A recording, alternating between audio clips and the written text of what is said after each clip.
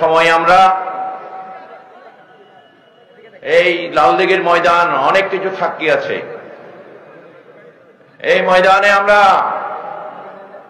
সুন্নি জনতার কণ্ঠস্বর আল্লামা নুরুল ইসলাম ফারুকের হত্যার প্রতিবাদে এখানে কয়েক লক্ষ মানুষের সমাবেশ করে আমরা এই ওই জালিম সরকারের বিরুদ্ধে আমরা প্রতিবাদ করেছি।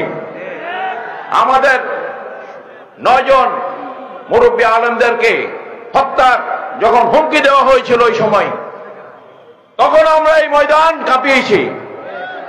আজকে আবার জাতির এই কঠিন সময়ে ক্রান্তি লগ্নে আমরা আবার এই ময়দানে এসেছি। আমরা সুন্নিরা যখন জাগে মনে রাখতে হবে, তখন কিন্তু এটার একটা ব্যবস্থা আল্লাহ করে দেন।